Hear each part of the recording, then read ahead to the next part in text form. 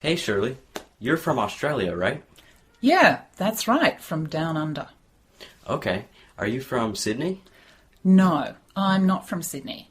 Actually, I'm from Melbourne. Melbourne. Okay. So are there any nice parks in Melbourne? Well, Josh, Melbourne is a great city. And one of the reasons is because there are lots of parks. There's a really big park right in the centre of the city. Is it beautiful? It's gorgeous. It's called the Botanical Gardens, and they have plants from many different places around the world. And there's a lake, a small lake in the centre. But what I really love about that park is at one time of the year, they have lots of big fruit bats that fly into the park and they hang upside down from the trees. They're really huge, like big sacks. It's very cool. That sounds beautiful. Yeah. So is there good shopping in your city? Oh, there's great shopping in Melbourne. Melbourne has people from many different countries. So we have a great variety of things and clothing, cars, coffee shops, foods from many different countries. So it's a great place to shop. Wonderful.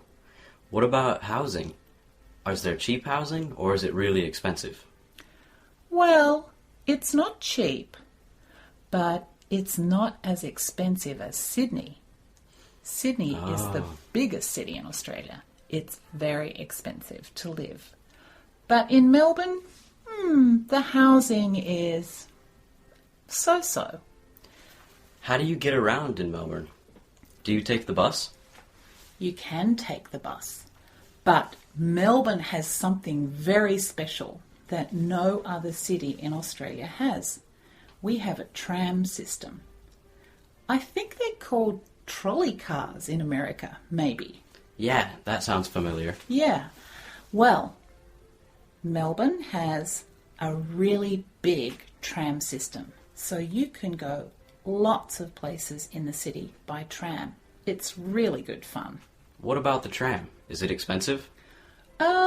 Not so expensive. Cheaper than the bus.